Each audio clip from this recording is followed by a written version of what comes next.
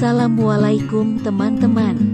Berikut video konten digital yang bertemakan pasca pandemi COVID-19. Oke, assalamualaikum warahmatullahi wabarakatuh.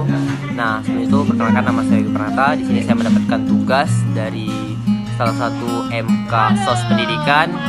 Di sini saya bertemu salah satu warga yang berada di Desa Pengudang. Kebetulan biasa itu dipanggil dengan Mak Ayu. Nah, di sini saya akan menanyakan beliau gimana sih selama masa pandemik, sebelum pandemik, dan sesudah pandemik. Nah, kalau boleh tahu, Ibu dulu kerjanya apa nih, Bu? Kalau dulu Mak Ayu kan ibu rumah tangga biasa kan, selalu duduk di rumah. Biasa Mak Ayu tuh untuk mengisi waktu kekosongan di rumah tuh, Mak Ayu selalu melakukan aktivitas kerajinan tangan. Mak Ayu mengolah kerajinan tangan dari bahan limbah, bahan kerang-kerang. Itu sebelum pandemik ya, Bu ya? Sebelum pandemik. Sebelum pandemik. Nah, Ya. ketika sudah masuknya pandemiknya, apa yang terjadi dengan kegiatan sehari-hari yang Ibu lakukan? Kemarin kan sebelum pandemik tuh mungkin kerajinan kita tadi tuh mungkin bisa juga untuk penambahan untuk belanja kita sehari-hari. Tapi setelah pandemik kayaknya produk kita tadi tuh tak berjalan. Jadi suatu hambatan ya gitu ya? Iya. Jadi apakah ada yang Ibu lakukan ketika masa pandemik itu untuk mencari rezeki dari lain? Masa atau pandemik, jadi Mak Ayu berubah haluan, Mak Ayu berubah cara mencari rezeki Mak Ayu dengan cara berdagang kecil-kecilan lah. Buka warung sembako kecil-kecil, yaitu untuk menyediakan bahan makanan pokok sehari-hari yang sudah menjadi kebutuhan masyarakat ya. Oke, selama masa pandemik itu pernah merasa kesusahan tak ketika mau melakukan suatu aktivitas gitu? Kalau bagi Mak Ayu tuh, kalau bagi Mak Ayu lah melakukan sesuatu yang susah tuh bagi Mak Ayu tak ada. Cuma yang bikin keterbatasannya kesian masyarakatnya, dari masyarakatnya yang selalu mengeluh. Mungkin mereka dari segi ekonomi mereka, jadi kita pun terdampak ya.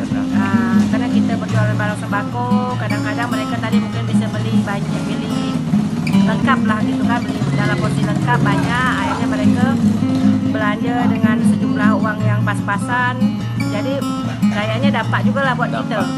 Nah, ini kan sudah masa-masa pemulihan nih. Itu gimana perasaan Mak Ayu?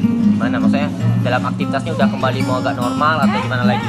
Alhamdulillah, sekarang sudah sepertinya COVID agak sedikit berlalu.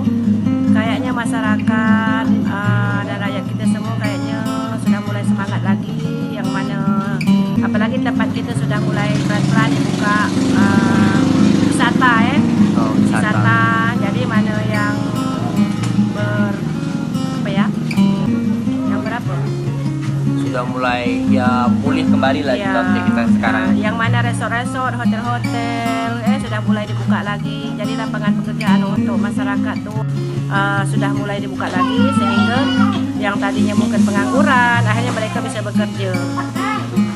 Jadi Dari segi penghasilan kita berjualan pun, di dagangan pun mungkin sedikit meningkat.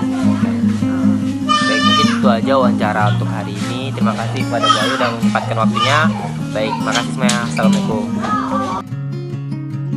Nah, selanjutnya saya akan temui salah satu narasumber yang akan kita tanyakan sedikit tentang pendidikan pasca pandemi COVID-19. Yuk, let's go. Permisi Pak, Assalamualaikum warahmatullahi wabarakatuh. Waalaikumsalam warahmatullahi wabarakatuh. Perkenalkan, nama saya Aditya Kurniasyah, merupakan mahasiswa Universitas Maritim Raja Ali Haji. Saya merupakan mahasiswa jurusan Sosiologi. Di sini saya ada tugas dari dosen saya, yaitu mewawancarai Bapak tentang pendidikan pasca pandemi COVID-19. Apakah boleh, Pak? Boleh ya. Siapa nama Bapak kalau boleh tahu? Muhammad Yansa. Oh iya, terima kasih, Pak. Baiklah, Pak, langsung saja saya ingin tanyakan, menurut Bapak gimana pola pendidikan pasca pandemi?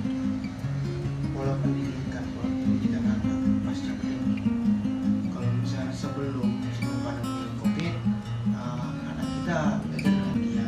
Ya, betul. Belajar dengan dia, ya ibaratnya kata dia bersekolah di sekolah gitu. Ya. Tidak di rumah kan. Di lebih efektif ya Pak? lebih efektif kan. Baru tuh kalau misalnya untuk menerangkan guru, dia cepat nangkap. Betul Pak. Kalau dari kenapa ya Pak kalau COVID? Kalau misalnya semasa COVID kami, ya ibaratkan kata anak untuk belajar, ya memang dia belajar menghadap guru. Jadi kalau misalnya dengan online kayak gitu ya macam tidak nangkap gitu untuk pelajarannya gitu. Nggak nangkap ya Pak? Nggak nangkap. Jadi kalau misalnya dia makin hari itu ya belajar tuh tidak ada dengan giat gitu, nggak ada untuk belajar Betul, Pak, buku gitu. Jadi apa-apa semua ya tinggal baca di HP kan, ya ibaratnya kata merusak kesehatan juga mata, Betul, mata. menatap HP itu. Ada yang monitornya kan Pak? Jadi kalau misalnya masalah seperti masalah ekonomi ya dengan sebelum COVID ya alhamdulillah mencukupi biaya hidup dengan biaya anak selama sekolah ya mungkin cukup. Dengan sesudah dengan semasa COVID kayak gini yang dengan masalah biaya makin Membengkak ya Pak? membengkak ya ibaratkan Makin meningkat ya biayanya?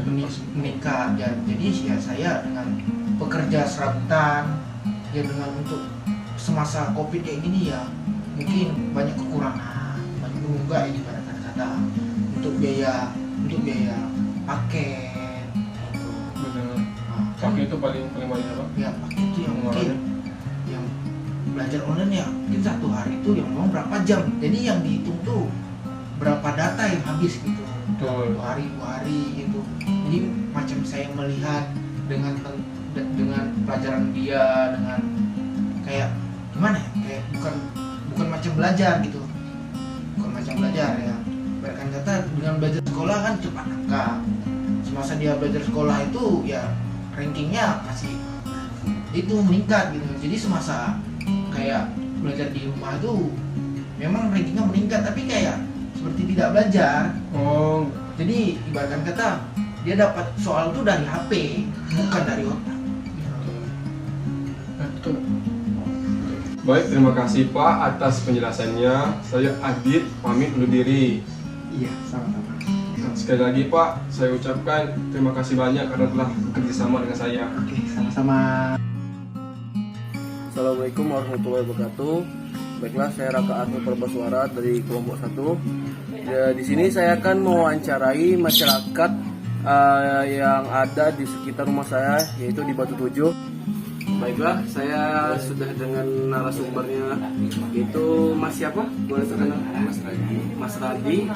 Baiklah, saya ingin menanyakan tentang ini sebelum COVID dan pasca COVID.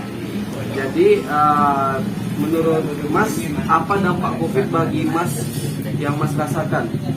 Ya, bagi saya dampaknya itu ekonomi agak sulit. Ekonomi agak sulit. Sebelum COVID itu masyarakat itu bekerja lancar, perekonomian pun lancar. Setelah COVID ini susah kali untuk perekonomian. Baik. Bagaimana menurut Mas adanya COVID ini? Untuk saya kurang baik karena untuk masyarakat pun ya gitu. Ya, kan sekarang ini kan sudah berlalu COVID itu kan Mas. Jadi setelah pasca COVID yang Mas rasakan tuh bagaimana Mas? Kurang efektif dalam segi apa tuh Mas? Perekonomian Lebih tepatnya ekonomi. ya, kayak BBM ya Mas ya. BBM terus Minyak pun naik semua. Oke, sekian wawancara saya kepada Mas Randi. Baiklah, saya tutup. Assalamualaikum warahmatullahi wabarakatuh.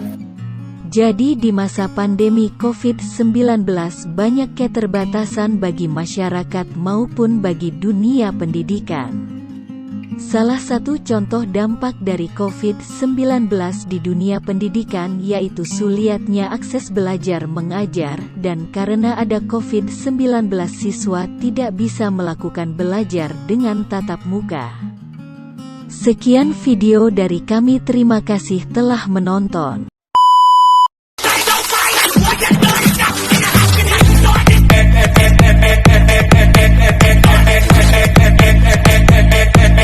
Sampai jumpai kembali, jangan lupa untuk tersenyum.